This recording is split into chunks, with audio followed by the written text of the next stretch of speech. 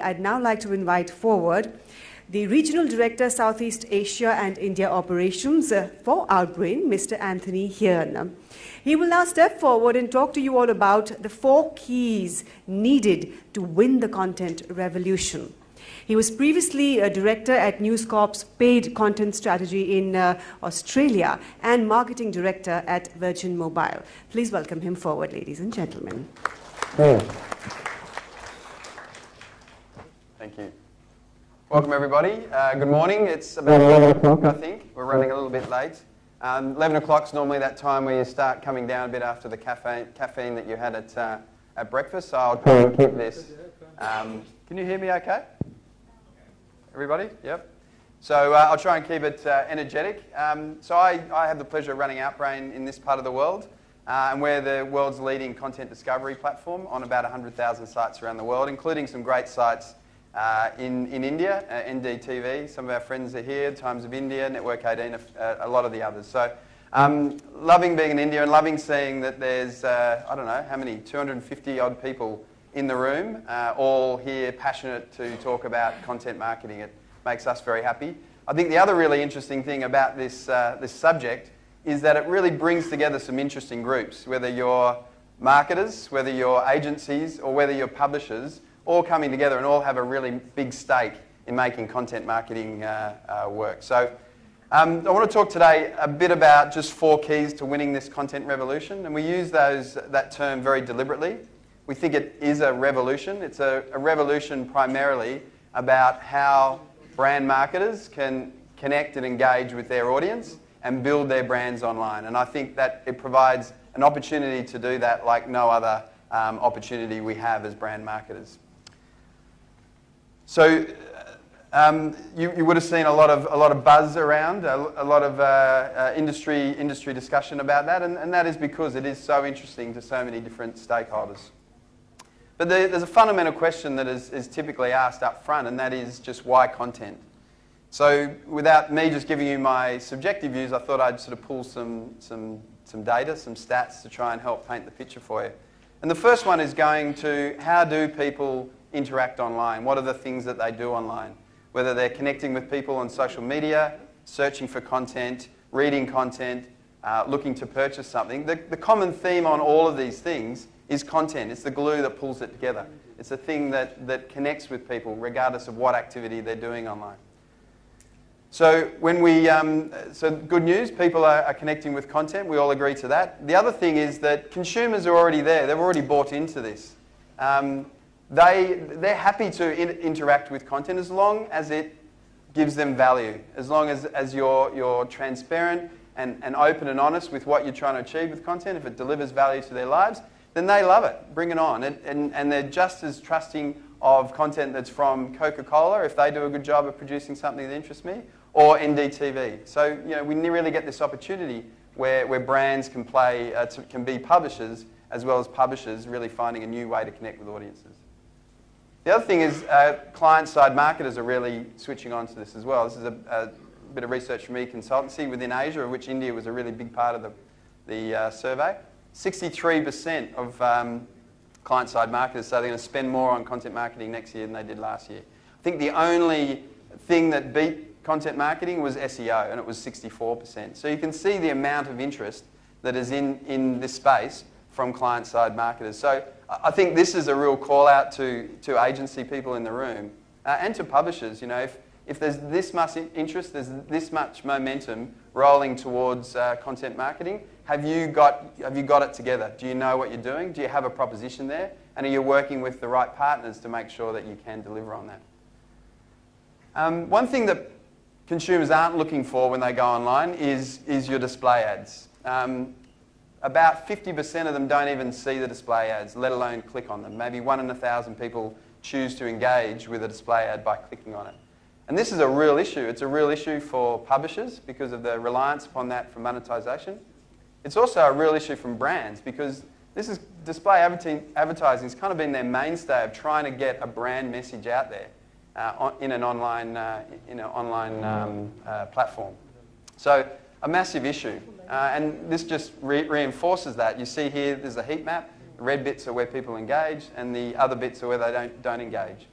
So where people are engaged when they come to Times of India, I'm not going to Times of India to look for ads on there. I'm going there to look for content, to engage with content. So really at the core of content marketing as it applies to this kind of content is, well, how as a brand do I play in the red zone? How do I get my message through there? And also it means, how do I be the red zone? So as a brand, either working with a publisher or building your own expertise, you can be the red zone. You can be the place that people come and interact with. And here's a good example of that. Well, a bit of a problem with the slide there, but this is a lovely website from Pampers, P&G, that looks a bit mangled there at the moment. But essentially what P&G have done with the Pampers brand is they've spent a lot of money on building a really fantastic destination in many different languages with a common theme of giving people value about what they're going through with small kids.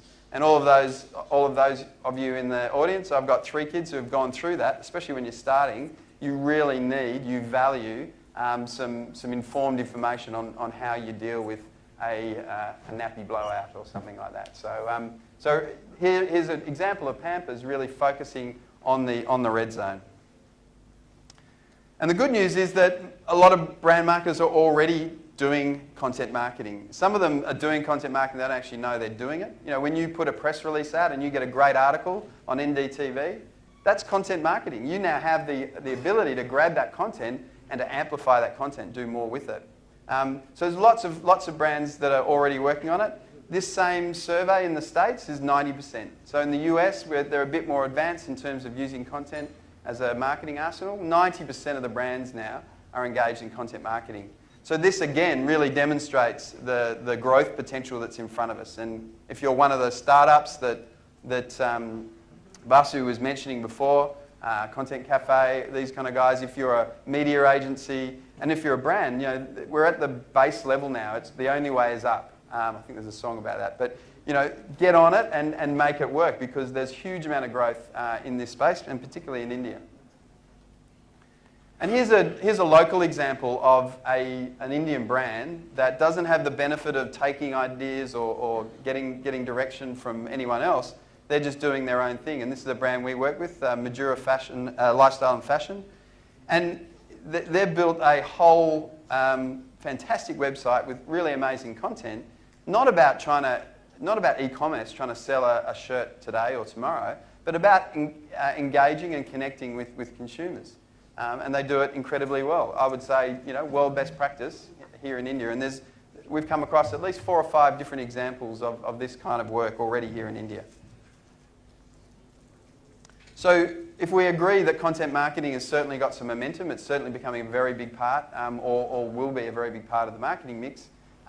Building content is one thing, but we also need to ask, you know, how does anyone find the content?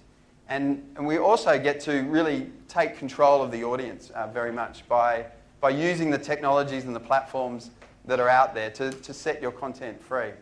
But there are 3 barriers that are in the way that I think you need to be aware of and address. And the first one is noise. And as you know, there is just so much going on in the internet. I think the noise is particularly loud in India. You know, there's a lot of content being produced. There's a lot of stuff going on websites. So how do you cut through that noise with your message? And here's just one stat that sort of brings that up. You know, 2 million blog posts are written in every single day. So how do you cut through that? The second one is fragmentation, and the first speaker spoke about this around the amount of different devices and platforms. Did you say 18,000 or something? Something like that people now have. And if we just look at even the desktop, the tablet, and the mobile, we can add there, I know Google's now really pushing the glasses out there, there's Pebble smartwatches, all of those things are within a very short period of becoming fairly mainstream. So there's a lot of things there already. It's very fragmented, and the news is that it's going to get more fragmented.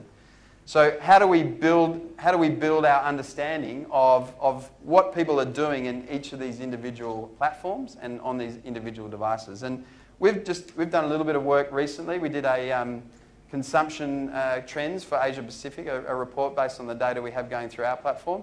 And you can see here there's little gems of information that are coming out. So not only is Australia and India sharing a great love for cricket, they also share the time in which on desktop the consumption of content peaks. And you see how different that is from other parts of the world. There was a lovely slide on here talking also about mobile content. So the differences on the platforms between a smartphone and a desktop and how they differ by country. So really the point is here that you need to mine that data and use that data, get that data from people that you're working with, like Outbrain, to help you understand how people are using or consuming content on different platforms, and also making sure that you're tailoring that to India and that you're not just getting advice that is based on the stuff that's happening in other markets like the United States.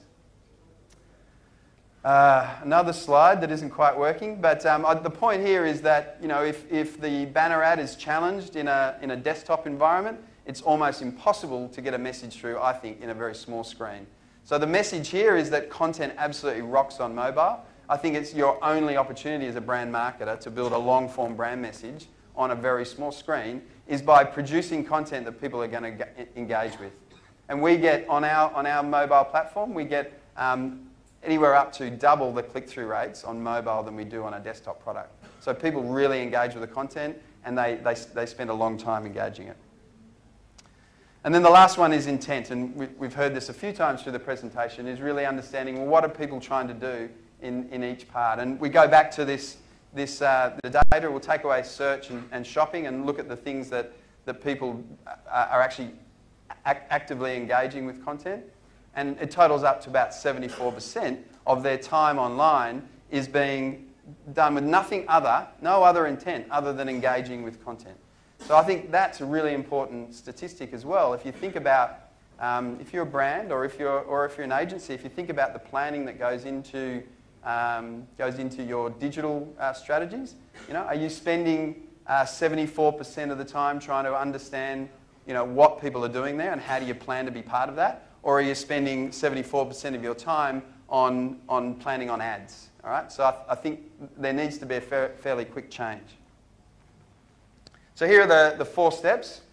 And step 1 is plan for discovery. And when we start talking about discovery as the step 1, we always get some pushback. Shouldn't it be about building the content first before you think about where you put it? Well, my view is emphatically no. Think about what's the intent and where are people engaging with this stuff. Think about that first, then come back and think about, well, what are the messages that apply to each one of these platforms and each one of these circumstances. And there are 3 key questions I think you need to ask yourself before entering any content strategy planning. And that is, 1, who is the audience? Who is our audience? Be really, really clear on that. 2, where do they spend their time? Where are they? What websites? What platforms? And then why are they there? What's their reason for being there? And that should give you some really good triggers on the kind of content that you can then produce to engage with them. I think this is a really interesting slide. This is a US study, but it doesn't really matter about the numbers.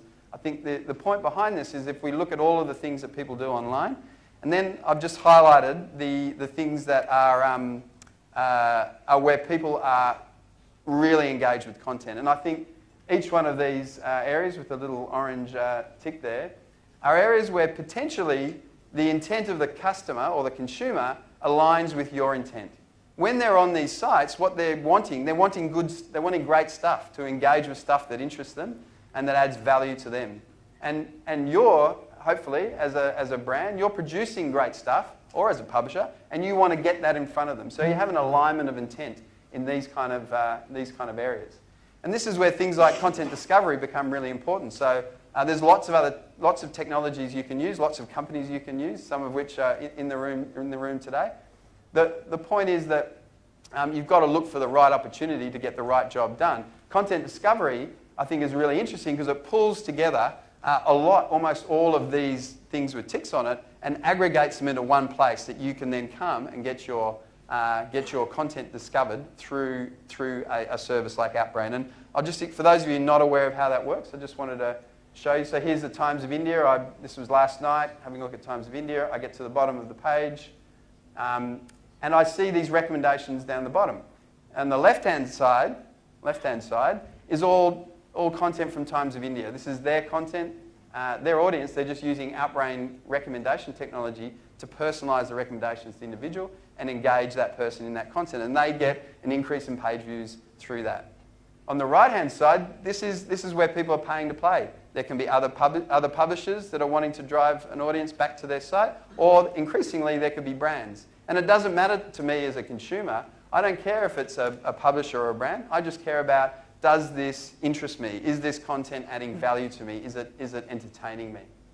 So you see how I go through my normal ritual of media diet. I'm not going searching for something, but I then discover content through the use of a great placement on great publishers like Times of India, and also great recommendation technology. So step 2 is then, okay, let's publish worthwhile content. And I think this idea about worthwhile is a good thing to jump into at this point of talking about content.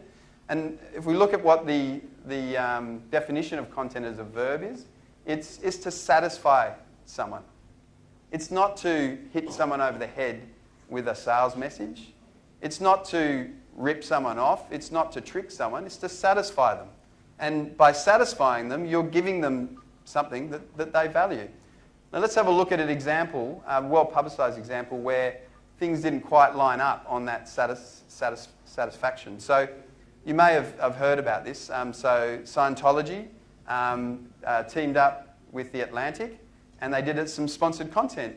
You can see here, it's well highlighted up the top. It's sponsored content, so that's no problem. It's been transparent from that perspective. Where they got into a lot of trouble was not that they weren't transparent. It was that the content had no value to almost all of the people that were reading The Atlantic. It was essentially a press release by the Church of Scientology about their leader and how great he was. Where's the editorial quality in that? And so what happened was the readers of The Atlantic rebelled. And the follow-on result of that is the Scientology came out with blood on their nose, but so did The Atlantic, almost more The Atlantic, because they didn't spend enough time thinking about this content marketing thing. And if they're going to put sponsored content on their site, where's the editorial integrity of it? They've got to focus on making sure you align those two things up. Here's another example. So these are content recommendations. Again, I seem to have a problem with our slide here. So content recommendations, and in this case there's a headline that is about how to get financial advice. So I think it's content. I click on that content. I go through, and it's not content at all. It's a sign-up page trying to get my information to essentially rip me off. Okay, so I think this is, again, a really important part of where people get it wrong and where we get it right. This is about content that's valuable to the user, and what they click on should be what they get. That's a fair trade of value. If they click on something and you trick them, then there's only going to be downside for your brand. So content provides value, and advertising, its main focus is promoting a product or selling that product. And those things, there's some crossover, some subtle differences, but they clearly, if they're doing them best, they should be done, or they should be doing different jobs. Not to say content can't be an amazing direct response tool, particularly in India, very performance-based market, digital market, I understand. It can play a great role there. But where its real power is providing that value to consumers and allowing brands to work with that to build their brands online. And if they do that, then the trust in that brand increases. If they're not trying to hit them over the sales message straight away, but they're trying to engage them and move them forward, then trust increases. And here's an example from the States. Allstate Insurance, nice tagline, you're in good hands. So they're already setting themselves up for a positioning in the market. But what they did last summer, they had a blog, and the blog was all about helping people get through the summer without burning their house down with a barbecue. And it had a whole lot of content, both this kind of content and then a distorted image of some infographics, all demonstrating the value of, all talking to the consumer to add value to help them through this summer period. And it wasn't talking to their customers, it was talking to all people and hoping that by engaging with the audience, their customer base would increase. Intel. So this example is an example, a reason I called this out is Intel do some really interesting work, but this one uses not only their own content that they've built, but also curated content from other people. They don't care if it's their content or other people's content. If it's the subject matter that helps their audience finds interesting, they're going to use that content within their environment. So step 3 is about this matching content with intent. So if you've got your content and you've got these different ways of getting it out there, whether it's discovery, search, email, sharing, all of these have a different intent associated with them, and people are in a different mode when they're there. And just quickly, 3 examples of that. Here we've got Scholastic, a brand, looking at the Halloween period, and this sort of subject matter leading into Halloween is a very searchable term. Parents are looking to make sure that as they go through that holiday, that they're not causing issues for their kids. So what Scholastic did is built some great content that helped people with that, and then spent money on SEO and also SEM to ensure that when people went to search for that, they would get that information. Then Slate. So Slate, down the bottom, you'll see here some recommendations. And here we've got Dell working with Slate and the Outbrain module to get their content discovered. So is the computer mouse extinct is not really the sort of thing that someone is going to go searching for, but it's pretty interesting. We all use mouses, or most of us, I think. So if we saw this while we were going through our normal media diet, it's probably something that would interest us, and we would click on and we would discover that content, and Dell would have got that level of engagement. And then social media. I think the first thing we need to think about when we look at social media is that we've got to get over the fact as brands that people are not going on Facebook to go and interact with you. They're going on Facebook to interact with their friends. And in fact, they get pretty annoyed when you try and disrupt that connection with their friends with sort of messages. But what they are willing to do is accept your marketing, but just on a pull level, not on a push level. So here's an example with Burt's Bees that do lip gloss and that kind of stuff. And so they know their audience really well, and they've built a bit of content that is all about sustainability and a sustainable report. So they've put that online. People have picked up on that because of interest to their audience. They've then shared it, and they've been able to get their point across, not by interrupting and getting in the way of their experience, but by providing content that they know people will value and that they will share.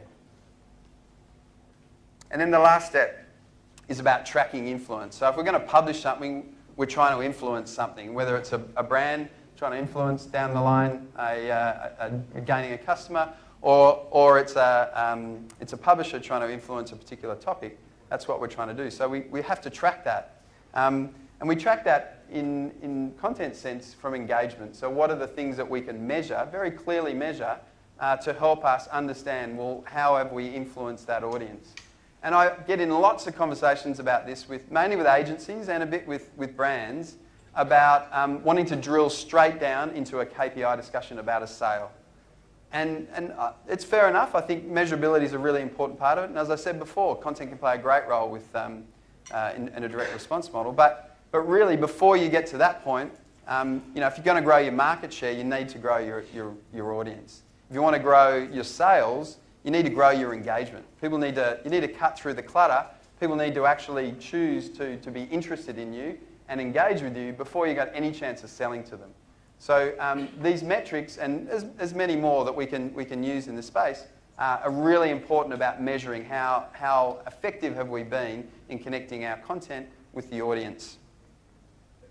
And this is another example by Aaron Shapiro, which just talks about that idea as well. As you grow your user base, then your customers will also grow in the same sort of ratio. So I think the old world view of just looking at that last click and trying to attribute that really needs to be challenged in your organisations, and you need to think about what are the metrics all the way through to that transaction. That's it from me. I hope some of that was interesting, might have sparked some thoughts or some questions. I think we're almost out of time now, but I'm wearing this shirt, so you can't miss me. I've got 2 colleagues, Kriti and Mark, that are around, also wearing these shirts, so you can't miss us. So we'd love you to come and have a chat about content marketing, about content discovery, or of course about Outbrain. Thanks very much, everybody. Thank you to you, and a small memento to you too, please, Mr. Singh. Where's my big thing? Oh, there it is. Thank you very much. Thank you. It's like a trophy. And say cheese. Thank you once again. Thank you.